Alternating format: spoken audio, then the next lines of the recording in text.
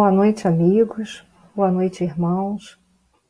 Eu espero que já tenha alguém aí que possa, por gentileza, me informar se o som está adequado e a imagem também. Vou aguardar uns minutinhos para que possa me dar, por favor, um feedback se a imagem e o som estão ok para nós começarmos.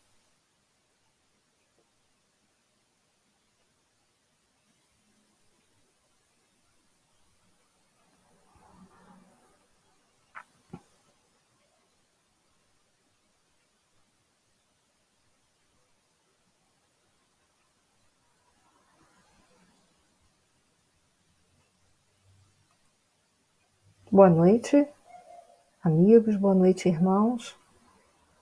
Eu gostaria de saber se a imagem e o som estão adequados, estão numa altura boa, se a imagem está boa. Alguém poderia, por favor, que já esteja em contato com a palestra? Opa, está chegando.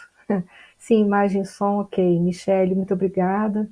Boa noite a todos, a Michele, a Sônia, a Flávia, a Rosane, muito obrigada.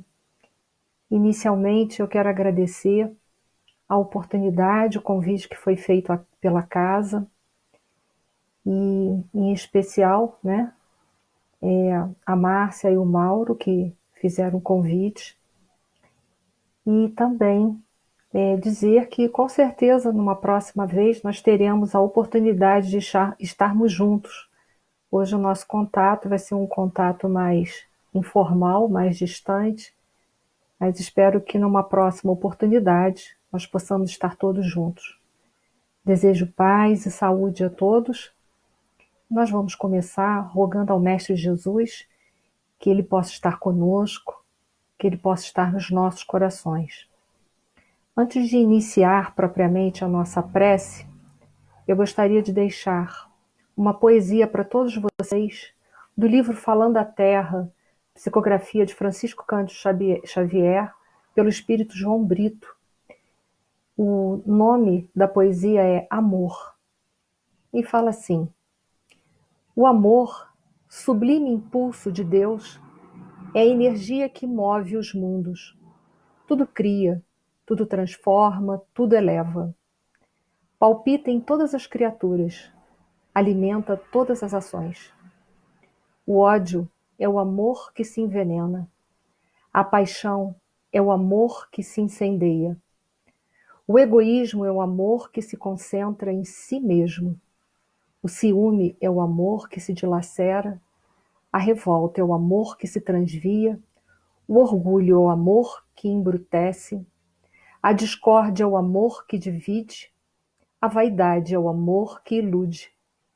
A avareza é o amor que se encerra e se encarcera.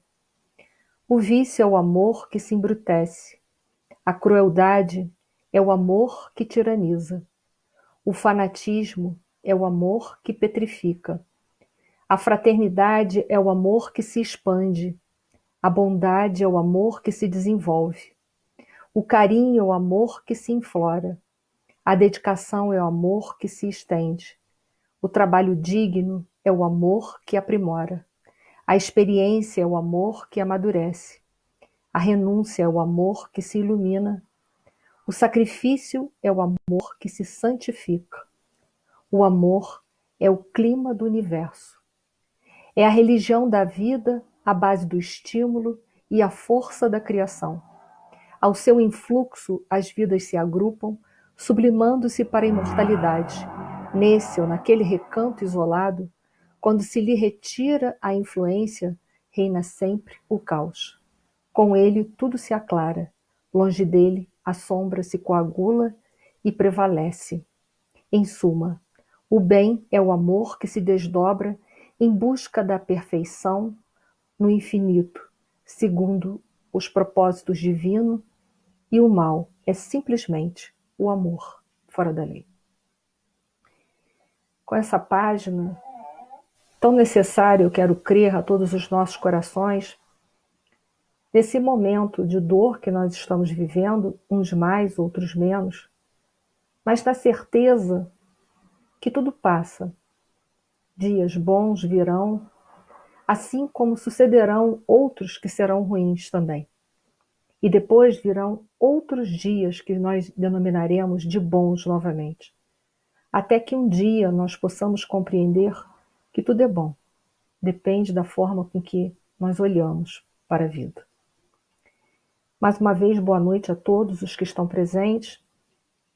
E eu convido a vocês, nessa noite fria, que eu quero crer que aí em Teresópolis também está, né? Que nós possamos unir os nossos corações, os nossos pensamentos, numa prece ao Altíssimo, rogando a Ele por todos nós. Senhor Deus, Pai de infinito amor, infinita misericórdia, Jesus, nosso Mestre querido, nosso irmão maior, e a todos os mentores que nos protegem, que nos guiam, que de uma forma tão abnegada cuida de todos nós, vibra pelo nosso progresso, pelo desenvolvimento do amor no nosso coração, a nossa eterna gratidão. Gratidão pela vida, por aqui estarmos, por termos um dia conhecido a doutrina dos Espíritos, que nos liberta, que é uma fonte de luz, que ilumina a nossa vida, nos ajudando a caminhar no sentido e na direção do amor universal. Gratidão, Senhor, pelas provas e expiações que nos ajudam no nosso desenvolvimento moral, no nosso crescimento e na nossa libertação dos ciclos reencarnatórios de dor. Obrigada, Senhor, por todos os momentos da nossa vida, que a nossa prece nesse instante, que com certeza, unidas a tantas outras que são feitas por esse planeta azul lindo que moramos, possa envolver a todos nós num halo, numa vibração de paz e de amor, e levar força, fé e coragem em todos os pontos desse planeta aonde a dor, a treva e a dúvida ainda imperam. Que a nossa prece, Senhor, faça a luz primordialmente nas sombras que ainda habitam dentro de nós, para que um dia o amor possa sair por nós e a fraternidade universal imperar na Terra. Gratidão por tudo, Senhor, e que essa paz prossiga entre nós. Muito obrigada. Boa noite novamente a todos. Nós hoje vamos conversar um pouquinho sobre uma parábola de Nosso Senhor Jesus Cristo, intitulada A Parábola do Grão de Mostarda.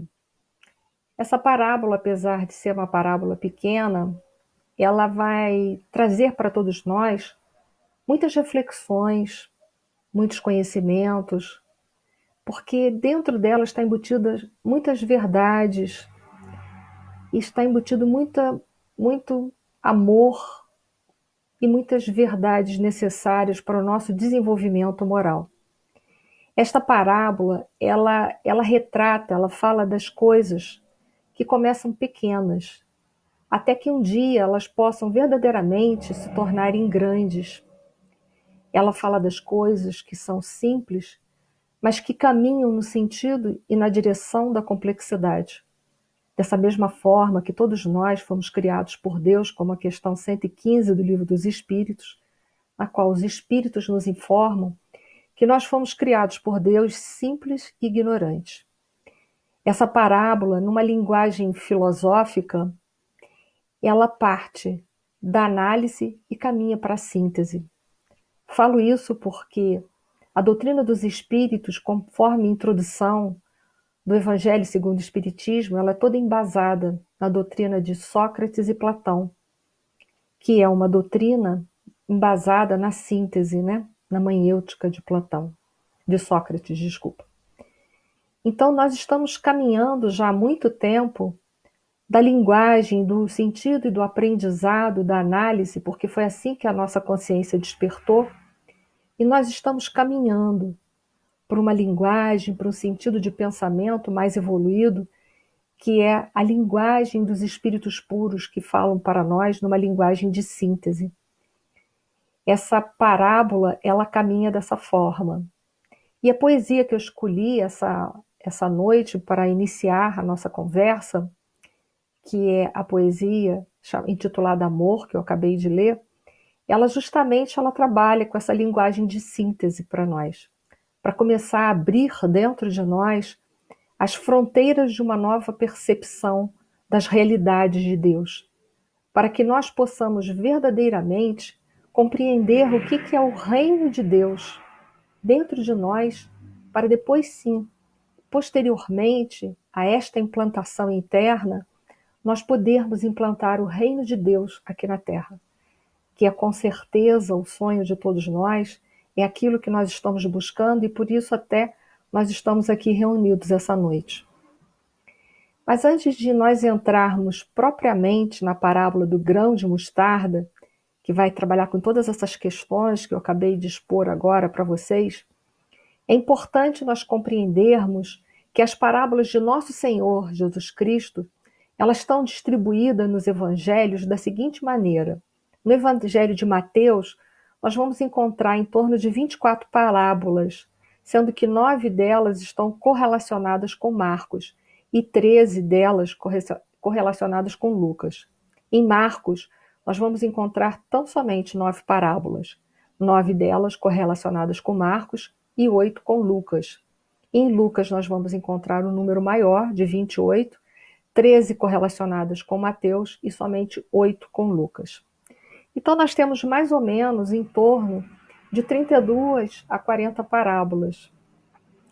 E é interessante essa colocação inicial, dessa distribuição das parábolas nos evangelhos sinóticos, que conforme eu falei para vocês, vocês vão ver que em momento algum eu citei João. No evangelho de João, nós não encontramos nenhum tipo de parábola.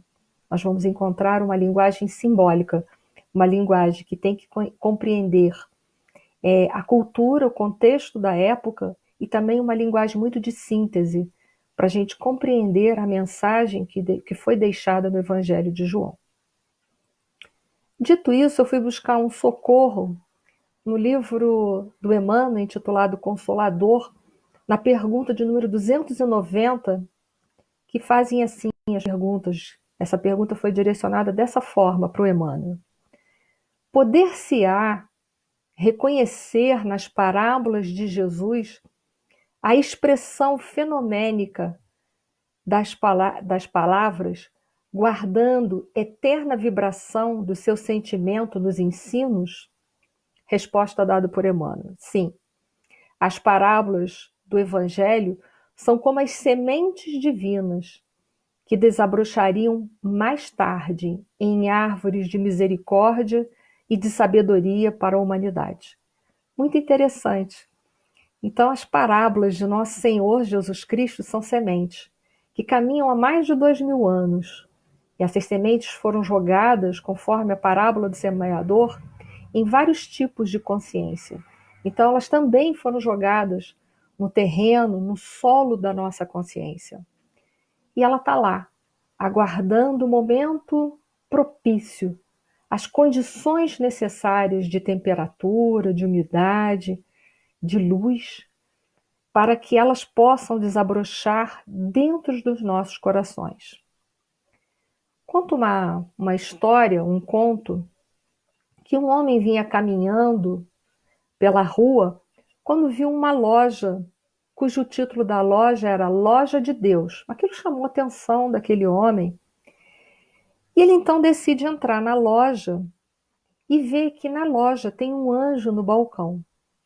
Ele se dirige até o balcão e fala com o anjo assim, muito maravilhado. Ele fala: Santo anjo, o que vocês vendem aqui nessa loja de Deus? E aí o anjo virou para o homem e falou assim: todos os dons de Deus. Custa muito caro? Perguntou o homem. E o anjo respondeu: não, é tudo de graça. O homem ficou maravilhado. Nossa, que maravilha! Então eu posso levar tudo que eu quiser? Pode. E aí então o homem maravilhado, ele virou e pediu assim: bom, eu quero jarros e vidros de fé, jarros e vidros de esperanças, jarros e vidros de salvação e sabedoria. jarros e vidros de coragem, e pediu tudo isso. Para espanto dele, quando volta o anjo lá de dentro, o anjo faz um embrulhinho muito diminuto, pequenininho, e ele então, ele volta para o anjo e fala assim: como é possível você colocar tantas coisas que eu pedi nesse pequeno embrulho? Eu lhe pedi jarros e vidros de fé, de esperança, de sabedoria. Como você pode embrulhar tudo aí dentro? E aí o anjo virou para ele e falou assim: meu querido irmão, na loja de Deus não oferecemos frutos, apenas as sementes. Então cabe a cada um de nós desenvolvermos essas sementes. Com certeza, essa semente, ela traz dentro de si todo o potencial de uma árvore. Uma árvore tem todo um potencial de flores e frutos. Mas, em verdade, nós não sabemos quantas flores e quantos frutos exatamente encerram dentro daquela semente. Sabemos que dentro de uma semente tem todo o potencial de uma árvore, mas não a quantidade do que ela vai dar. Porque justamente o desenvolver e o preparar o solo para a quantidade de flores e frutos cabe a cada um de nós. É responsabilidade nossa. E essa é a nossa responsabilidade desde sempre e principalmente hoje, nesse momento crítico em que nós estamos vivenciando um resgate coletivo, esse resgate que aconteceu através dessa pandemia chamada coronavírus, por esse vírus, né? Então, é da nossa responsabilidade, agora mais do que nunca, desenvolvermos trabalhar o nosso solo com as ferramentas, infelizmente ainda da dor, trabalhar esse solo para que esta semente ela possa se desenvolver e oferecer os frutos necessários, não só para nós, mas para toda a comunidade terrestre. Porque esse planeta ele está em transição de mundo de provas e expiações para regeneração. Mas isso não se processa por uma magia, por uma mágica. Isso não se dá por um pó de pirlim-pim-pim. Mas isso se dá, isso se processa através do esforço de cada um habitante aqui da Terra, do nosso trabalho. Isso foi falado no livro dos Espíritos, na questão 132, em que Kardec pergunta para os espíritos qual é o objetivo de nós estarmos encarnados. Uma resposta simplória, buscando analogia, ele responde aos espíritos: o objetivo de estarmos encarnados é passarmos por provas e expiações e concorrermos para a obra universal. Todos passamos por provas e expiações pessoais. Todos concorremos para a obra universal de acordo com o nosso trabalho, com o nosso nível de consciência, com aquilo que nós dermos conta de florescer e de frutificar. Mas é verdade, como está nessa pergunta e na resposta dos espíritos, que todos nós podemos florescer e darmos frutos. Cabe a nós aproveitarmos esse momento. Então, a parábola é uma figura de linguagem alegórica que veste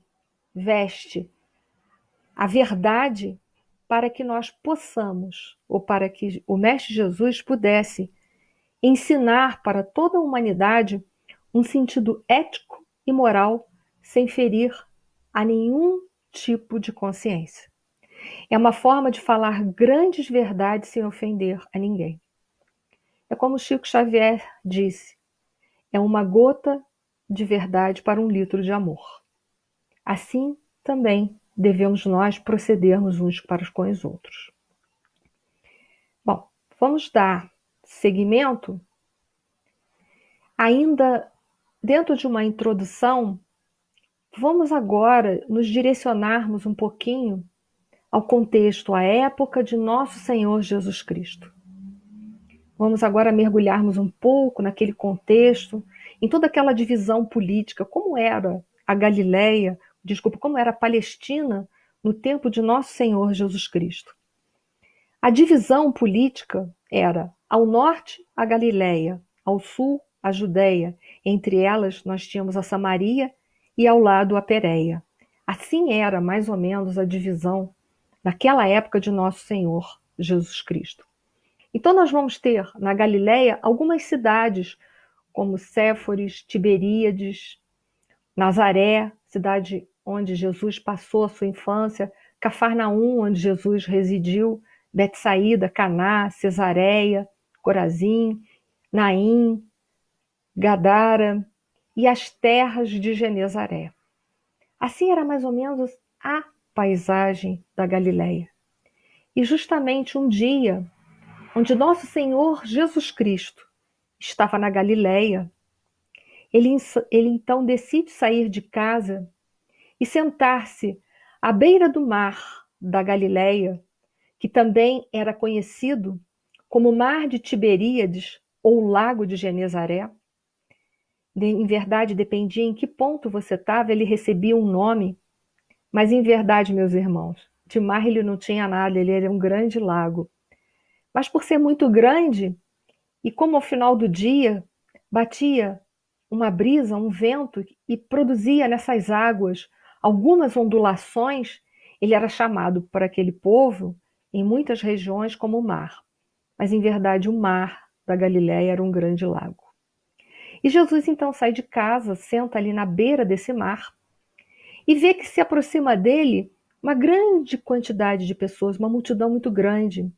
Ele então decide subir numa barca e ali, naquele instante, ele profere 7 parábolas, uma atrás da outra, consecutivas, que são elas: o semeador, o joio e o trigo, o grão de mostarda, que é o nosso assunto dessa noite, a do fermento, e as 3 últimas, que é o tesouro escondido, a pérola de grande valor e a da rede.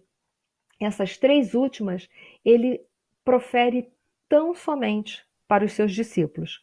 As 4 primeiras ele profere para todos que ali se encontram. E as 3 últimas ele vai proferir tão somente para os seus discípulos. Essas 7 parábolas, alguns autores, alguns estudiosos, a denominam como parábolas da autoconsciência, porque todas elas giram em torno do assunto reino de Deus, do entendimento, do desenvolver o entendimento através de uma linguagem de comparação, se utilizando do linguajar das coisas, comparando as coisas, as relações da vida daquele povo, que era um povo constituído de pastores, de agricultores, de tecelões e pescadores.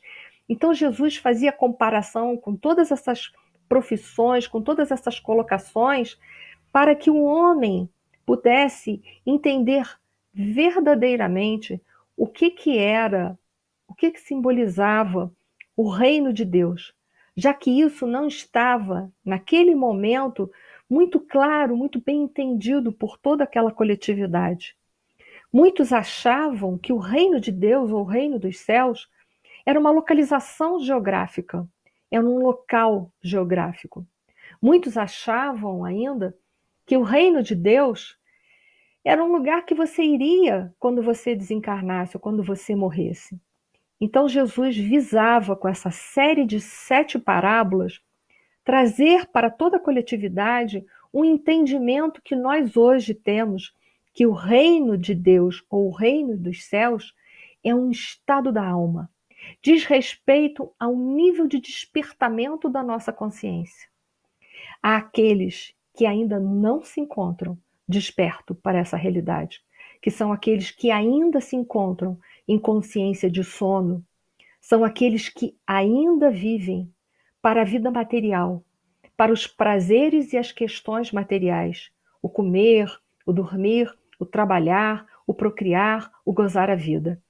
E já há aqueles que estão em despertamento dessas realidades ou completamente despertos para o reino de Deus, entendendo que nós somos muito mais do que esse corpo perecível, mas nós somos, em verdade, espíritos imortais que viemos aqui com uma função, através das provas e expiações, que elas pudessem nos promover a evolução na vertical, não só viver aqui na Terra para a evolução horizontal, mas sim para a busca da evolução vertical, que é o entendimento, o despertamento para os valores éticos, para os valores morais da vida.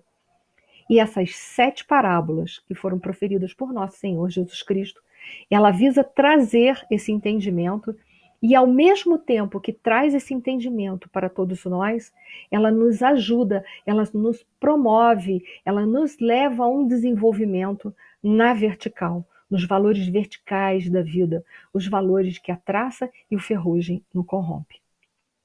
Então vamos às parábolas. Espero que esteja tudo bem com vocês. Eu já estou vendo que tem mais gente que entrou.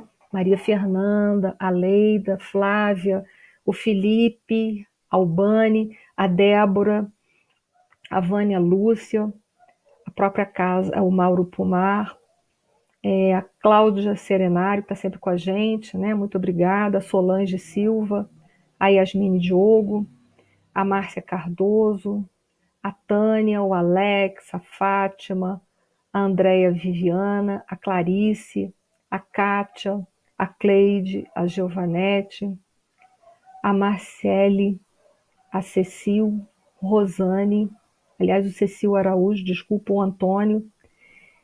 Boa noite novamente a todos. E agora, depois dessa introdução, então, amigos, nós vamos falar um pouquinho, nós vamos ler sobre essa parábola e nós vamos tecer algumas reflexões em torno da parábola.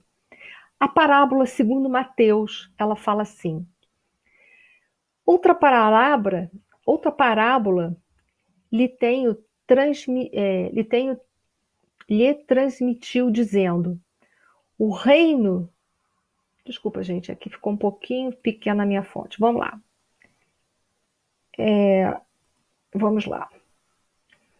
Outra parábola lhe transmitiu dizendo: o reino dos céus é semelhante a um grão de mostarda, tomando o qual um homem plantou em seu campo, o qual é, na verdade, a menor de todas as sementes, mas sempre que cresça é a maior das leguminosas e se torna árvore, de modo que as aves do céu também vêm nidificar em seus ramos. Já em Marcos, ele narra da seguinte maneira: e dizia: a que assemelharemos o reino de Deus, ou com que a representaremos? Com um grão de mostarda, o qual sempre que se semeia na terra, sendo a menor de todas as sementes sobre a terra, e sempre que se planta, cresce e se torna a maior de todas as leguminosas, e faz ramos grandes, de forma que sob sua sombra podem as aves dos céus nidificar. Em Lucas, disse então: a que é semelhante o reino de Deus? E a que o compararei? É semelhante a um grão de mostarda que um homem tomou e lançou em sua horta, e que cresceu e se tornou a árvore, e as aves do céu nidificaram em seus ramos. É interessante, nós vamos já ver de cara, que em Mateus ele apenas narra a parábola. Mas em Marcos e Lucas, ele faz um questionamento, ele começa a parábola com uma pergunta, como se nosso Senhor Jesus Cristo estivesse pedindo a colaboração dos seus discípulos para dar e para citar exemplos do que pareceria o reino de Deus. Como eles poderiam fazer comparações. Então, em Marcos e Lucas, eles lançam uma pergunta como se eles tivessem sido colocados ali dentro, junto com Jesus, dentro do raciocínio da parábola, como se Jesus pedisse a eles uma colaboração para que se fizessem várias comparações para chegar à conclusão do que era verdadeiramente o reino dos céus ou ao que o reino dos céus poderia se assemelhar. Então, nós já vamos ver que a forma de narrar dos evangelistas é um pouco diferente. Porém, o conteúdo simbólico é o mesmo. Então, nós teremos como simbolismo agora, nesse instante, para trabalharmos, os seguintes simbolismos. O reino dos céus, que nós já fizemos uma introdução do que é, o que representa o grão de mostarda, aquele homem que plantou no campo esse grão de mostarda, o próprio campo, o que é, e as aves dos céus que posteriormente viriam pousar em seus ramos. Nós vamos trabalhar com esses simbolismos, ok? Para todos? Vamos lá então. Então vamos iniciar nossa reflexão. Conto com a reflexão de vocês aí, porque o pensamento é vibração, é sintonia. Vamos lá. O reino dos céus, como eu falei para vocês, a gente já sabe hoje, no século XXI, que ele não é uma localização geográfica, nem um lugar que nós vamos. O reino dos céus, ele habita dentro de nós. E ele vai habitar à medida em que nós nos despertarmos, à medida em que nós despertarmos a nossa consciência. E nós sabemos que é na nossa consciência, conforme questão 621 do Livro dos Espíritos, que está inscrita as leis de Deus. Então, o caminho, o sentido e a direção para nós encontrarmos o reino dos céus e, ao mesmo tempo, poder despertar ele em nós, esse caminho é para dentro. Nós precisamos fazer esse caminho para dentro, não é para fora. O homem do século XXI, ele está muito acostumado a procurar satisfação, felicidade fora dele. Mas o caminho proposto por nosso Senhor Jesus Cristo é um caminho de interiorização. O reino de Deus, ele é acessível a toda a humanidade, desde o pobre ao rico, desde o mais intelectual e desenvolvido dos homens até o homem mais simples e de pouco desenvolvimento intelectual e moral. Porque o reino dos céus está dentro de nós. A boa nova de Jesus é que veio nos beneficiar para a busca desse reino dos céus. Então a gente já viu que o reino dos céus é um estado da alma, é um estado de despertamento da nossa alma. E Jesus então faz várias comparações para nós começarmos a fazer esse desenvolvimento dentro de nós.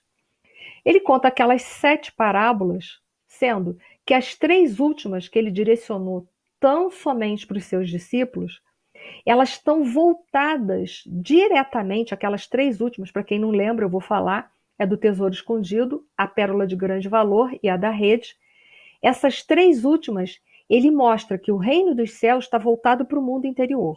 Exatamente, ele conversa isso com os seus discípulos, mostrando que o caminho e a direção é para dentro, é para dentro. Ele fala bem, ele é aberto nessas parábolas. Bom, já a parábola que nós vamos conversar um pouco essa noite, que nós vamos tecer algumas reflexões, que é a do grão de mostarda, ela tem por finalidade mostrar o desenvolvimento desse reino dos céus, esse desenvolvimento que a gente sabe que é um desenvolvimento que começa dentro. A parábola do grão de mostarda, ela vai também se referir não só a esse crescimento interno, mas como a consequência desse crescimento interno, da expansão desse reino de dentro para fora. Porque como ele trabalha do pequeno para o grande, nós vamos estar trabalhando com as questões internas e externas, com as questões microscópicas e macroscópicas. Vamos comprovar o que eu estou dizendo? Ele não fala que essa semente é jogada, ela é a menor das sementes, que nós sabemos que é menor, para aquela região. Depois eu vou falar mais um pouco sobre isso. Ela é a menor das sementes e que depois ela se transforma numa grande árvore em que os pássaros vão poder se fazer os seus ninhos, buscar a proteção nessas árvores. Então ele está falando de um crescimento interno e da consequência e da expansão desse crescimento interno. Então, a parábola do grão de mostarda, ela não se refere tão somente a um crescimento interno, mas a sua expansão, a expansão, o levar para fora, a expansão desse reino, ou seja, a implantação desse reino aqui da Terra. Diferente da parábola que também é contada dentro dessas 7, que é a do fermento, que a do fermento, novamente, ele só fala do crescimento interno, como ele ocorre internamente. Mas a parábola do grão de mostarda é uma casadinha. Ele vai falar do que acontece dentro e o reflexo daquilo para fora. Do que acontece.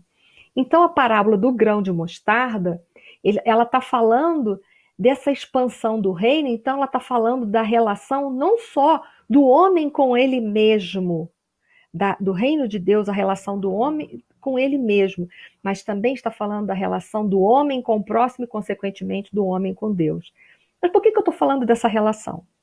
Porque as leis morais, conforme questão 617A, nota de Allan Kardec, do Livro dos Espíritos, diz que as leis morais têm como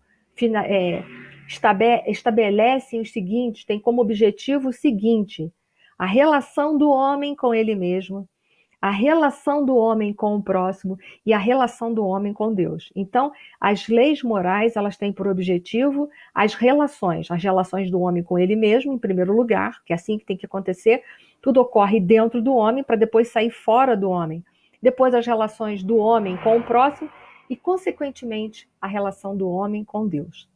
É interessante quando Kardec faz essa nota, que ele estabelece as relações das leis morais, ele dá esse triplo aspecto da relação das leis divinas, né? O homem com ele mesmo, o homem com o próximo, o homem com Deus, porque esse tríplice aspecto nós vamos encontrar no mandamento maior ensinado por nosso Senhor Jesus Cristo, que é amar a Deus sobre todas as coisas e ao próximo de que forma? Como a nós mesmos, mostrando que tudo começa no interiormente. Primeiro eu tenho que me amar. E é verdade, porque quem não tem amor, como é que vai oferecer o amor ao próximo? Ele não vai poder oferecer, porque ele não tem. Nós só podemos dar daquilo que possuímos. Então, primeiro nós temos que implantar, estabelecer um amor interno. E isso nós fazemos através de um processo de introspecção que é chamado conhecimento de si mesmos, que está narrado, que está colocado na questão 919 e 919A do Livro dos Espíritos. Então, primeiro parte de dentro, para depois partir de uma relação com o próximo. Então, primeiro eu estabeleço uma relação comigo, depois com o próximo e fatalmente com Deus. Então, primeiro o amor é implantado em mim, depois o amor, eu poderei dar esse amor ao próximo e fatalmente quem se ama e ama ao próximo, fatalmente ama a Deus, né? Então, essa parábola do grão de mostarda, ela vai mostrar também esta relação, porque a mostarda ela é plantada internamente, o grão, ela se desenvolve e depois ela vai albergar, ela vai acolher os pássaros dos céus. Olha que interessante. Então, a implantação do reino de Deus aqui na Terra. A nível de conhecimentos também, o Sermão da Montanha é um sermão que vai falar sobre a implantação do reino de Deus aqui na Terra. Então, se nós quisermos buscar subsídios para sermos verdadeiramente trabalhadores de nosso Senhor Jesus Cristo, é lá no Sermão da Montanha que nós vamos ter todo um roteiro necessário, ok? Só a título de esclarecimentos e dando uma contribuição maior para nossas buscas. Então, o reino dos céus está para nós agora, quero crer, entendido, né? Eu espero que eu tenha conseguido me fazer clara, né, nas minhas palavras. E o grão de mostarda, que segundo a narrativa da parábola, é a menor das sementes que existe. Ela tem 2 milímetros. Mas fiquem vocês sabendo que tem sementes menores. Mas naquela região ali, o menor grão que se tinha, a menor semente, era de semente de mostarda, que tinha 2 milímetros. E que depois se tornava numa árvore que poderia ter de 3 a 4 metros de altura. Olha que interessante. A altura, nós estamos falando de um crescimento na vertical. Nós estamos falando de um crescimento vertical do homem. Esse simbolismo é um convite para o homem crescer verticalmente e refletir essa sua evolução, que tem que partir do mundo interno para o mundo externo. Se nós quisermos ensinar as verdades de nosso Senhor Jesus Cristo, nós precisamos exemplificar. Porque palavras todos podem dar, todo mundo pode dar uma palestra, mas viver os ensinamentos do Cristo é mais difícil. Então, para nós ensinarmos as palavras de nosso Senhor Jesus Cristo, só através dos exemplos. Então, o reino dos céus foi comparado a esse grão de mostarda, que era tão pequenininho, mas que depois ele crescia. E assim é a humildade. ela nos torna, ela nos descreve, ela nos faz pequenos. A humildade é pequena. É assim que tudo começa.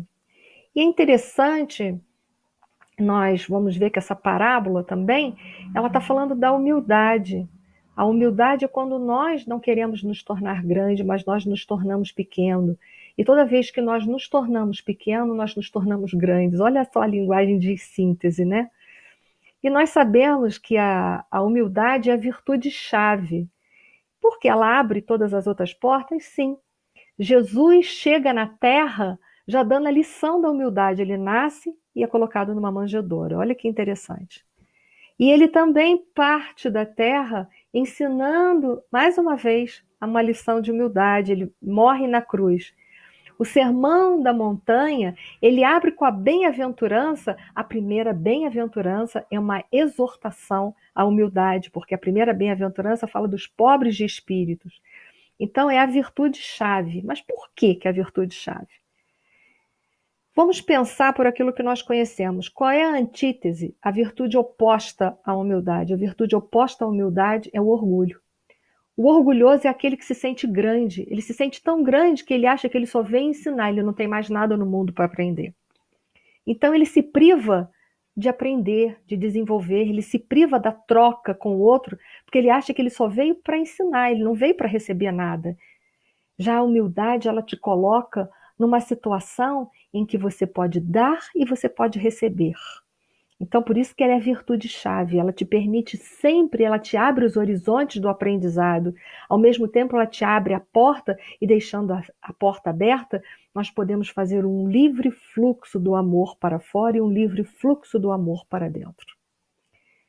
Então, seguindo essa linha de raciocínio, essa parábola também, ela começa das pequenas coisas, então ela parte da humildade para poder se desenvolver e da humildade para poder exemplificar. É mais uma lição dela. Por isso que o ponto de partida para o reino dos céus, ele começa no infinitamente pequeno para ir a um ponto de chegada que é um ponto infinitamente grande. O ponto em que nós nos verticalizamos em árvores, a ponto de podermos acolher aos irmãos da jornada. Essa parábola é muito bonita, né? Mas para que isso aconteça, nós precisamos pegar essa semente e levá-la, enterrá-la no nosso campo, no nosso mundo interior.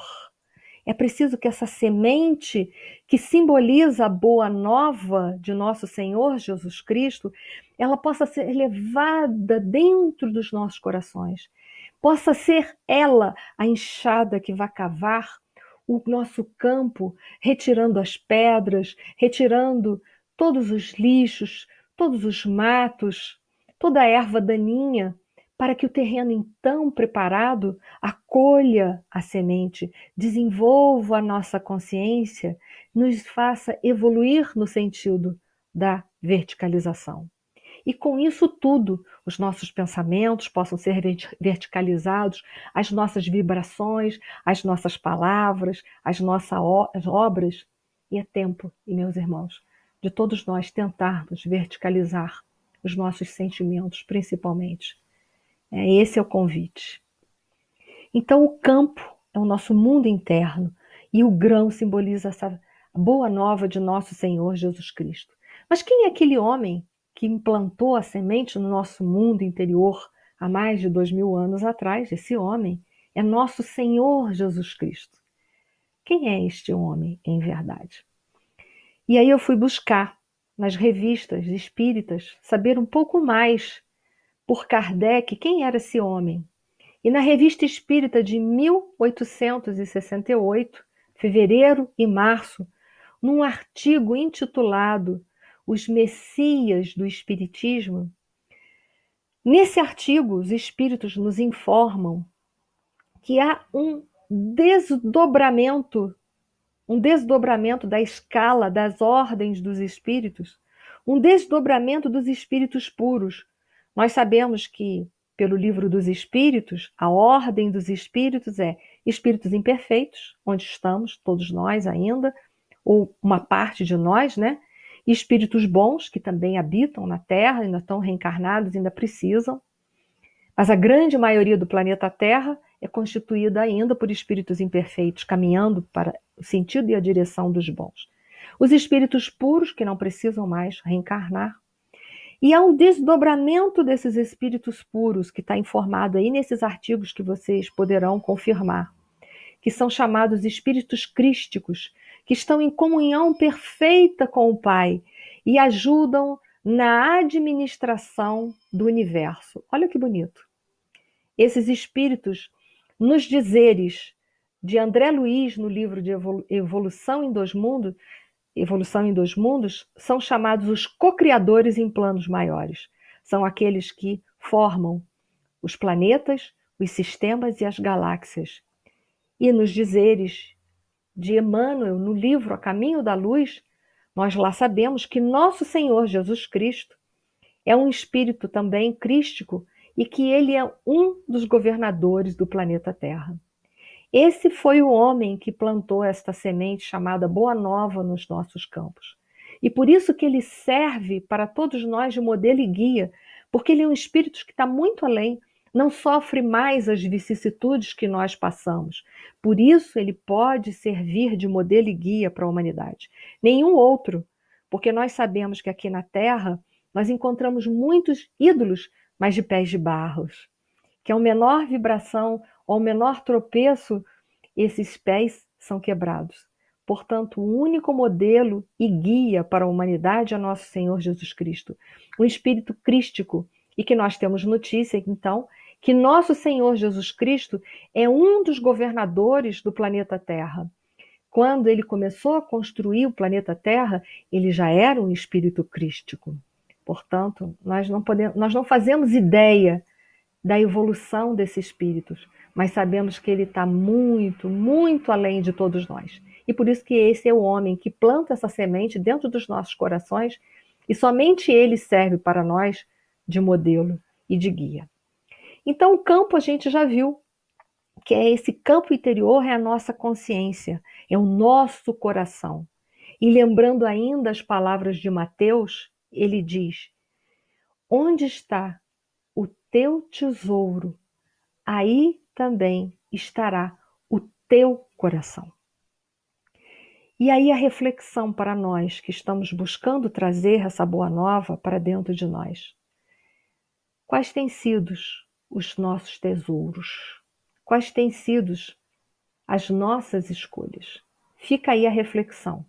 Mais para frente, cabe a cada um de nós desenvolver quais têm sido as nossas buscas, quais têm sido os tesouros que nós temos buscado, quais têm sido os tesouros que nós estamos desenvolvendo ao longo da nossa reencarnação, ao longo desta encarnação, principalmente. Finalmente chegamos ao nosso último simbolismo. Está terminando, amigos.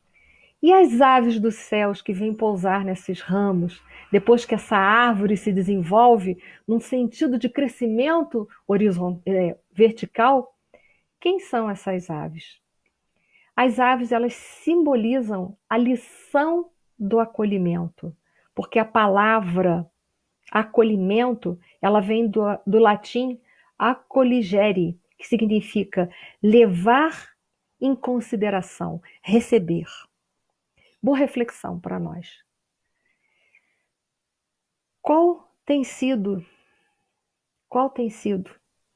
a nossa cota de responsabilidade e de prevenção nessa pandemia? O que nós temos feito para impedir a proliferação dessa pandemia? Qual tem sido o nosso acolhimento neste momento? Porque a lição também desse momento é a lição da caridade, do acolhimento. Todos nós fomos levados de repente para dentro dos nossos lares em confinamento. Não foi por um acaso. Porque a lição é: volte-se para dentro. Volte-se para dentro. Acolha a humanidade. O que eu tenho feito nesta pandemia? Qual tem sido a minha contribuição? Qual tem sido a minha ajuda àqueles que sofrem? Sofrem em todos os níveis. Sofrem porque foram acometidos pelo vírus. Sofrem porque perderam entes queridos. Sofrem porque muitos estão em isolamentos, totalmente sozinhos dentro das suas casas. Sofrem porque não estavam acostumados à introspecção. Sofrem porque agora passam por reveses financeiros. Qual tem sido o meu acolhimento? Qual tem sido a minha contribuição? Que árvore sou eu? Já sou árvore? Então, a árvore, os pássaros que se acolhem, é a lição do acolhimento. E no acolhimento, não há só um beneficiado, mas representa a coletividade. Vocês já pararam para pensar numa árvore? Quantos seres vivos se abrigam e se desenvolvem? Então, uma das lições dessa parábola é o acolhimento. Como tem sido o meu acolhimento em família, em sociedade, para comigo mesma, ou comigo mesmo?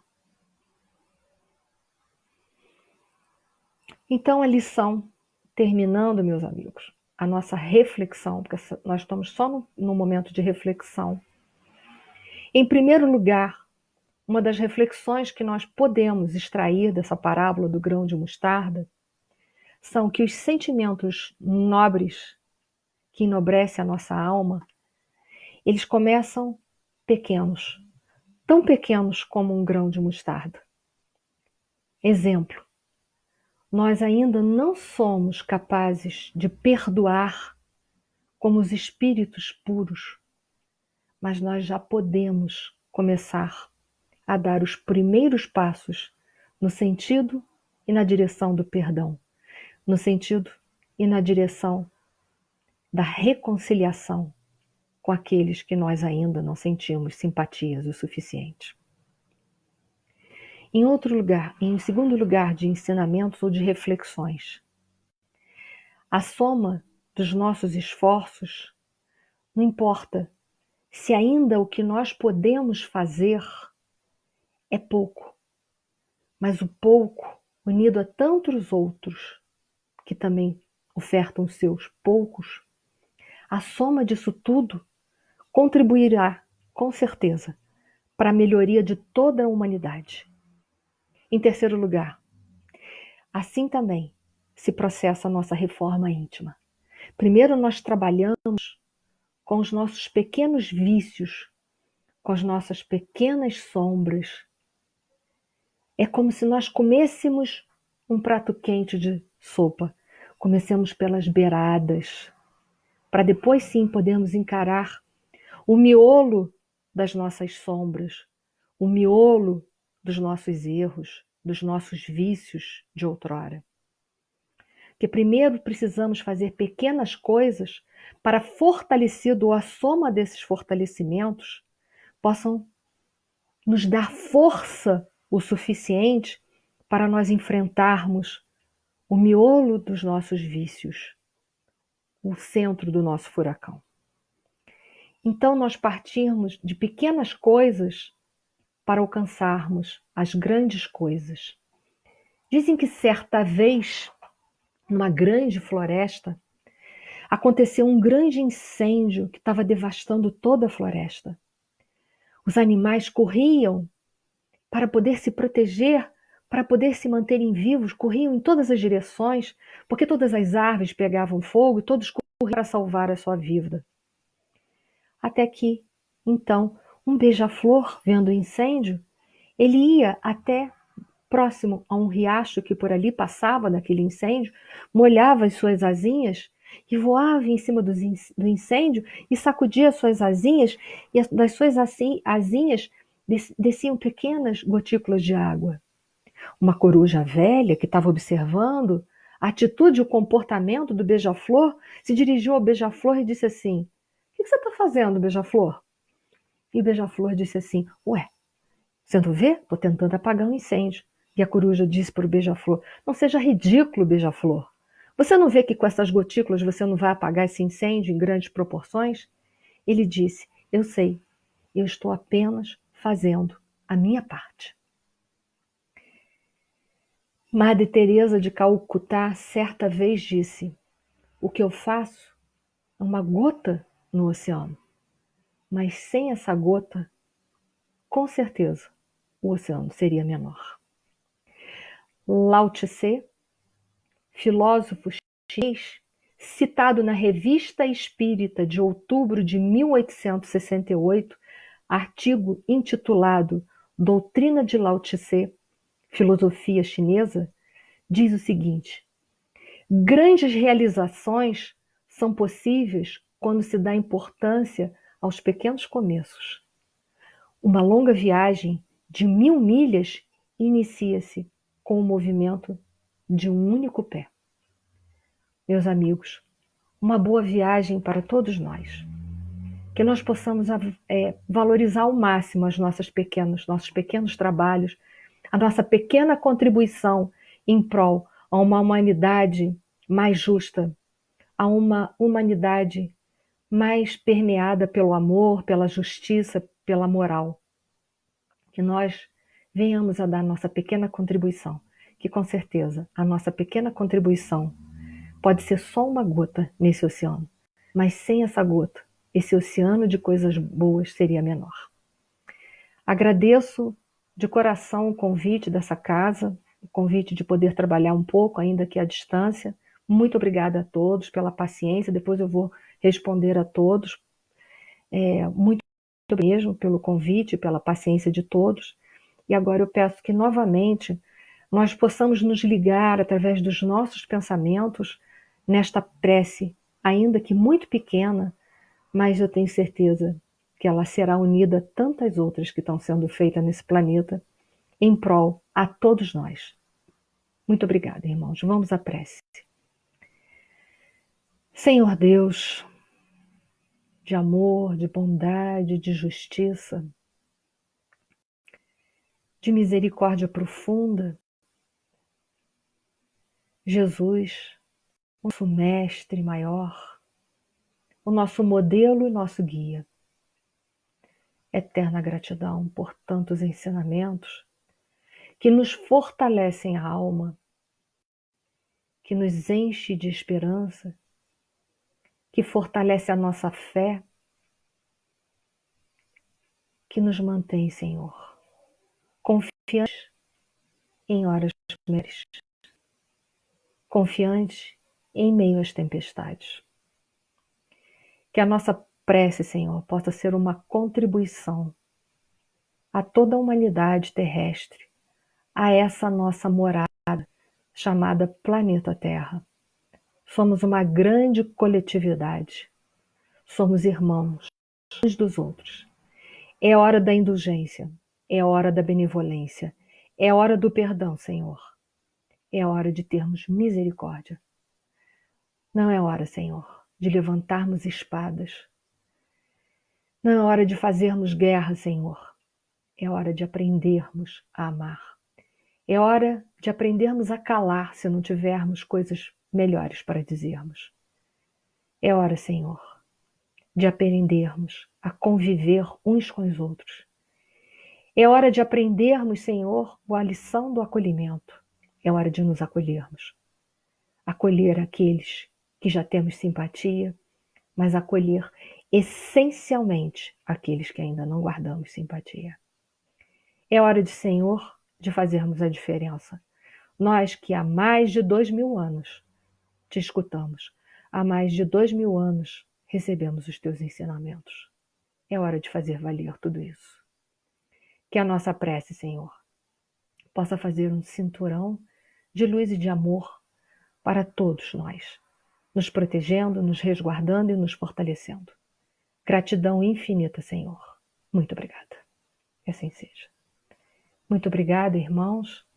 Espero que possamos nos ver em outra oportunidade. Gratidão eterna a todos.